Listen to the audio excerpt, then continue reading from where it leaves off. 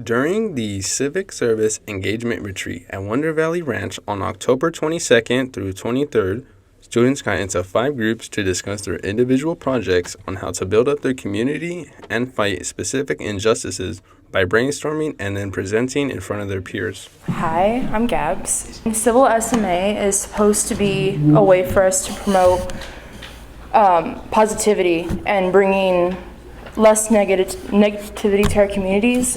One of the ways that we can use this hashtag is we can put it with our posts, we can put it in our stories, we can allow each other to share stories possibly. But our main purpose of this is to just learn how to be mindful, learn how to be a better friend or peer in general. And civil is peace without necessarily liking somebody or liking something. It's just leaving it as it is. A major question before we started discussing was, what does having student rights mean to you? And a few ideas and answers that we had were being able to have a voice, being involved, and a quote that we were informed by and we really enjoyed was, nothing about me without me. And then a question that we explored was, do students know their rights? And so we were pondering, where can students find their rights? And so we talked about it being possibly in a constitution or a handbook. However, students aren't really informed about it, so our goal is to help these students be informed. And leading up to that, we also asked if there can be amendments that are made to these constitutions if the student rights aren't on them. These can include rights to their freedom and their dignity. And some ideas that we came up with were restrooms, and this falls under the category of basic needs. We also came up with gender inequality, mental wellness, affinity groups, and also inclusion. So before I start everything off, I like to announce that we are the Summit Guardians, and so we have noticed that a big problem in Fresno County is youth safety, and we have decided to sort of make a solution but also a prevention by having a youth safety education at all schools.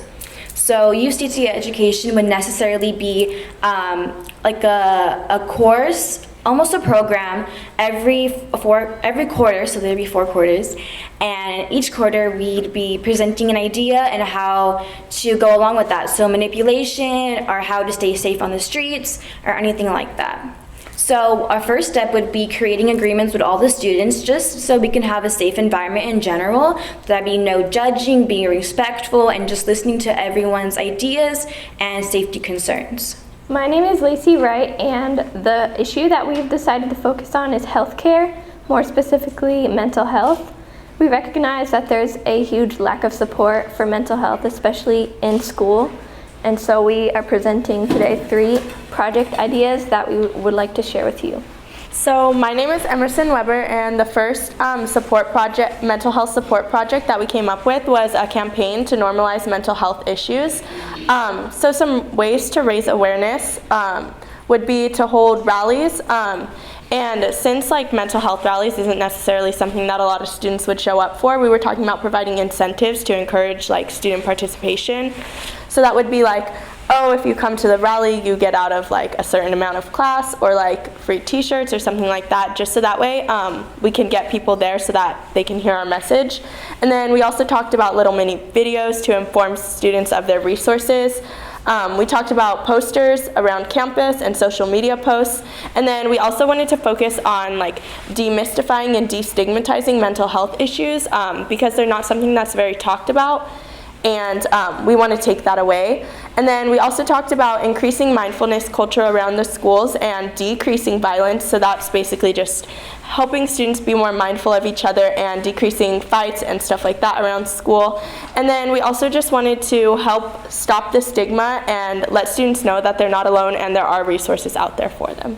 For gun violence, we're trying to lower the death rate with minorities and people of color, because a lot of them are a majority of the target, because it's crime on crime with them. They're shooting each other, and we also get shot by authority a lot because they fear us. We also want to stop easy access, and by that we don't want gun parts that can turn into machine guns and have the ability for little kids to turn a pistol into a big gun through Amazon, buying them through shops at 18 years old and getting mad at a classmate and going and shooting up a school. And a lot of kids under 18 also know the quote-unquote plugs that sell the guns in their houses and are able to access them and go shoot up anybody who they have a problem with. And we also want to do more gang sweeps and start gun education on what it really is and give kids other options than resorting to guns to harm other people.